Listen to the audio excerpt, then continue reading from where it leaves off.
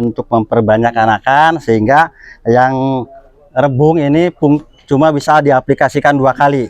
Ya, Takut nanti terlalu ketinggian. Jadi 2 kali aplikasi, itu umur 7 sama 14, itu ini sudah harus berhenti.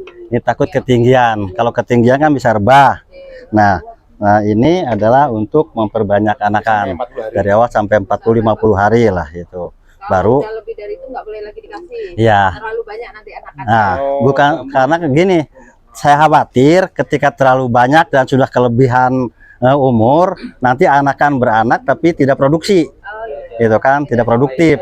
Nanti jangan makan, ikut makan tapi tidak menghasilkan.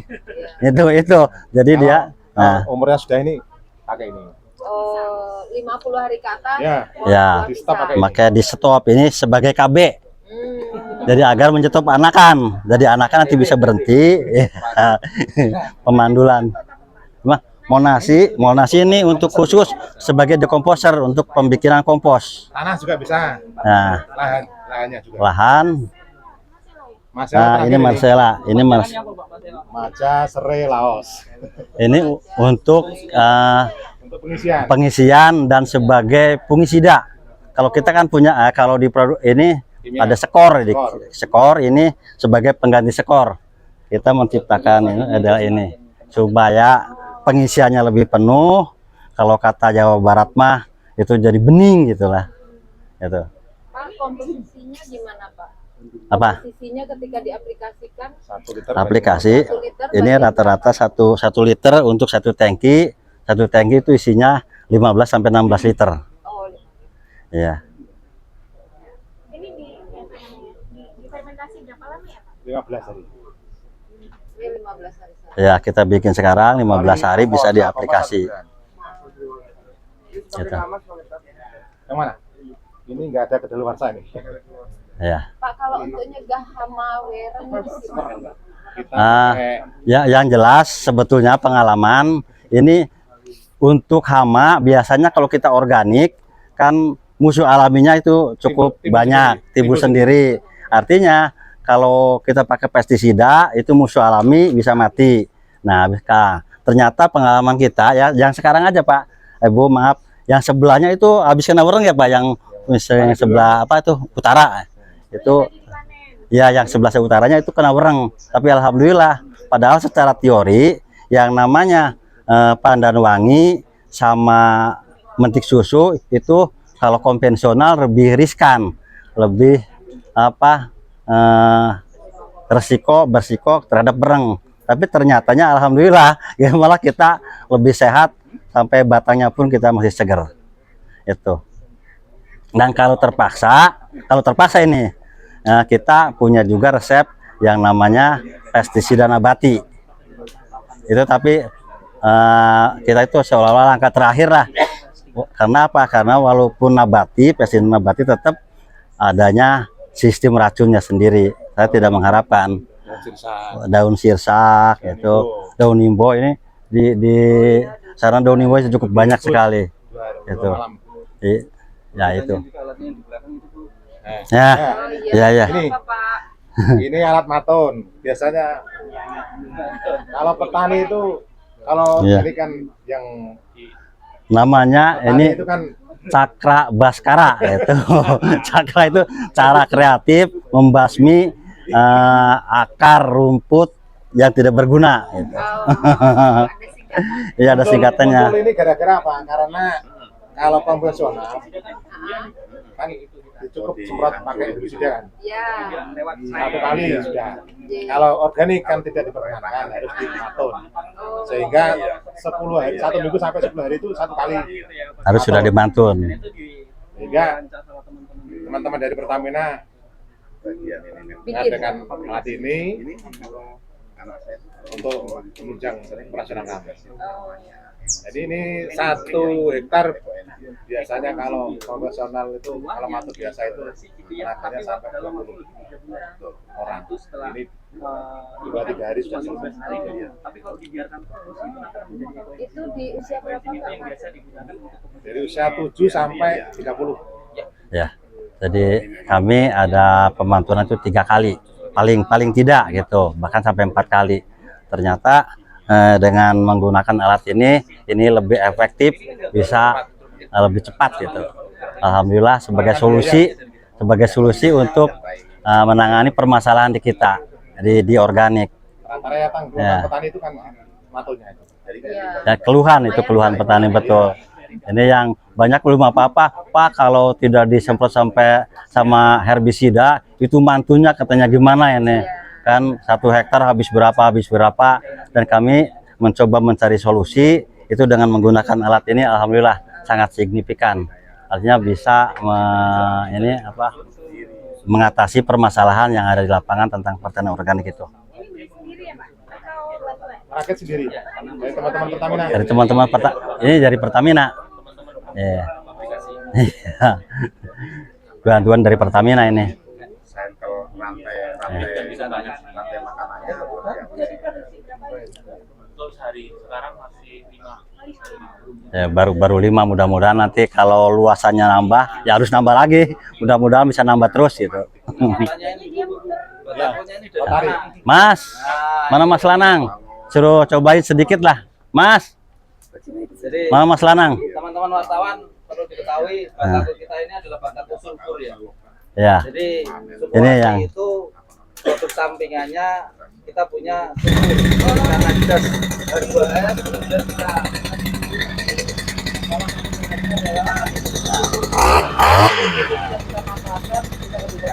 kita digas kembali, coba lagi lihat putarannya ya nanti. biar kelihatan putarannya.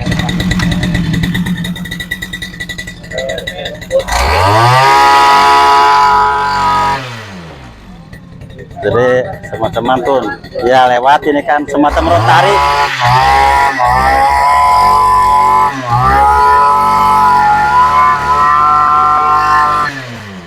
Jadi semacam rotari nanti. Istilahnya menyiangi ya, Pak. Ya, menyiangi. Sudah ada matanya, Bu. Sudah cukup lah.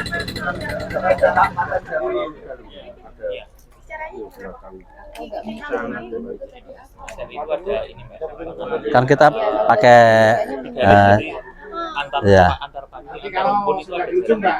Nah, jaraknya itu kan kalau antar pagi 30, kalau Putar balik. itu dia 28. Jadi nggak akan memang sudah Jadi kita tanamnya tidak salah-salahan Bu, pakai garis. Yang namanya pakai caplak gitu, sehingga lurus, pas lurus ke sana, lurus ke sini. Sehingga yang awal kita ke sana, nah jalan laginya nanti ke sini. Jadi semuanya bisa tersiang gitu. kemajuan untuk petani. Iya. Soalnya kan petani biasanya nanamnya mundur. Dengan Iya. sistem SR ini sistemnya Maju. Bener Mbak Tuan berarti. Jadi bukan tandur, tanju gitu. Memang awalnya ngajari yang tanam itu agak sulit, yang biasanya mundur ini maju, tapi alhamdulillah sekarang sudah mulai banyak yang inilah. Mbak Tuan lagi ya. Ya, kalau ini kan batako ini yang Campuran lain. Jadi ini rumah kompos ini termasuk yang kami bangun dari Pertamina.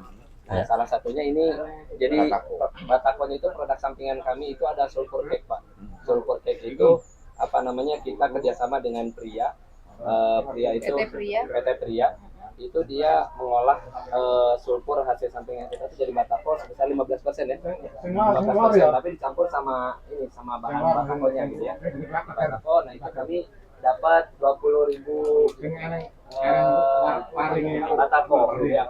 Dari yang berapa kemarin kontraknya 2.000 ton dapat 20.000. Nah itu kami kembalikan lagi ke sini, salah satunya nanti ada di yang dekat melon itu juga ada beberapa ya gitu. Jadi life cycle-nya tetap Sulfurnya itu produk sampingannya betul. Jadi kami gasnya itu ada impurities ya Bu ya. Impuritiesnya itu sulfurnya tinggi. Nah, sulfurnya tinggi itu kami proses, tapi produknya itu bukan di beberapa lapangan ada yang jadi cairan ya. Di kami jadi sulfur cake padatan ini hampir sama dengan yang dicepu ditundi padatan. Nah, ini aslinya sekarang sebetulnya kami dibuang berbayar karena itu kan sebetulnya bukan limbah, tapi kami treatment itu seperti limbah. Jadi diberdayakan. Tapi ini diberdayakan menjadi batako. Produksi sulfurnya berapa? Produksi sulfur kami 2 sampai 6 ton per hari. 2 sampai 6 ton. Dan kalau misalnya dijadikan batako dengan bedanya dengan batako biasa, Sebetulnya ini kan apa namanya, ini kan terus kami produksi seiring dengan ini. Jadi mau nggak mau kami apa namanya akan, makanya kami kerjasama untuk ini diproses jadi barang lain. Kalau tentunya bakal lebih apa namanya, apakah bakal lebih murah kalau bikin batako sendiri, ya tentunya iya, tapi limbah kami bakal tetap ada di situ. Jadi lebih banyak, lebih ke pemanfaatan ya. Bisa di yang teman-teman catnya dipakai untuk pabrik ya, jadi ada opsi beberapa opsi gitu. Tapi karena kita butuh untuk struktur, jadi kita pakai untuk batangnya. Enggak, kami kerjasama dengan PT Pria. PT Pria itu perusahaan yang punya izin untuk mengelola limbah B3 gitu ya. Nah ini dia, tapi karena produknya cake itu dia ubah jadi batako gitu. Jadi tidak bebas di luar. Itu kami kerjasamakan ke PT Pria ini yang menjadikan tricky gitu. Nah, kita soalnya sulfur sendiri itu masih belum tergolong di B3 atau non B3 itu masih di kayak rakannya belum ini. jadi kita masuk gimana ya sebisa mungkin ya Lebih ke kehati-hatian Pak. Sebetulnya kalau di nyatanya betul belum dinyatakan itu sebagai B3 gitu ya. Cuma Karena wilayahnya masih abu-abu gitu ya. Makanya kami udahlah mending ambil yang paling aman gitu. Tapi dapat di sampingan gitu, dapat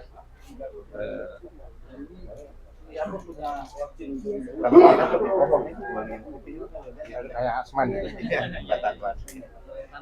Iya. batu kapur.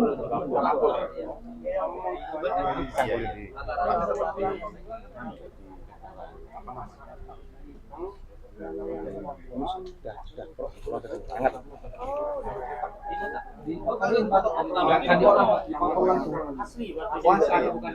Bubur terus dicetak.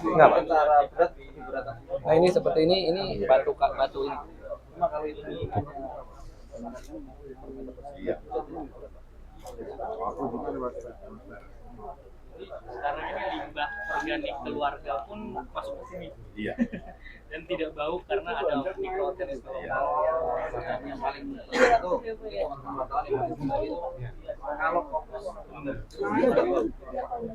kalau kompos benar itu nggak bau, tapi kalau kompos gagal itu bau. Itu pentingnya di sini. Ya. Jadi kalau mau masuk tempat kompos bau, pik gagal. Kalau ini nggak bau, kalau nggak bau benar. Kuncinya di sini. Pak Sartim. Sartim. Ya. Pak asli sini atau gimana? Saya dari Jawa Barat. Nah, itu kan Iya. makanya. Dari mana? Subang, Oh, Subang. Subang Kerawang. Udah lama di sini. Baru 1,5 tahun. Kapan dari mana? Dari Majalah. Oke, Indonesia. Aslinya dari Oh, saya mas Jakarta, Pak. Jakarta. Ya. Saya ke itu sebagai pendamping. Ya. Berarti dari Pertamina penugasan. Penugas dari Pertamina kan ada ini dengan Carios gitu. Saya dari LSM-nya Pak. LSM kan kerjasama dengan Pertamina. Itu saya sebagai orang lapangan daripada LSM itu untuk mendampingi petani organik yang ada di Pertamina Sukuwati, terutama di Desa Rahayu. Kalau ini ada berapa macam berarti kalau yang Ini sebelum ada 7. Ada 7. Ini yang pertama mol nasi, ada mol rebung, terus mol bopis. Bopis itu bonggol pisang. Ada mol mojo, kalau orang sini kalau di saya itu maja atau bernuk lah gitu ya. Ada lagi mol keong, ada mol pisang, mol buah lah. Bisa menggunakan pisang, bisa menggunakan pepaya, dan yang satu lagi mol mojo pisang. Itu diantaranya lah. Ada 7 sebetulnya. Ini membikinnya cukup 15 hari. Semuanya sama ya? Sama untuk bikin mall itu 15 hari. Nah, kalau bisa tempat beda-beda. Treatmentnya beda-beda. Beda-beda karena fungsinya lain-lain, jadi kami harus terpisah ini. Bisa ya. Ya. Nah itu biasanya berapa? Yang 15 hari menghasilkan berapa untuk berapa hektar itu? Nah, ya tergantung kita butuhnya. Misalkan gini, kita butuhnya 1 hektar. Kita siapkan. Nah, kalau mau nasi ini ya, kalau mau nasi sebetulnya ini, tapi berhubung murah, petani itu bisa meningkatkan dosis gitu. Ya, soalnya bahan-bahan sangat mudah. Dia malah bikin sebanyak-banyaknya, kita dikasih drum yang hijau itu yang besar. Rata-rata kita bikin 1 drum besar. Gitu. yang itu boleh, gitu boleh. Itu rata-rata. Nah, kalau ini Bongo mau nasi kan untuk pembikinan ini sebagai dekomposer pengganti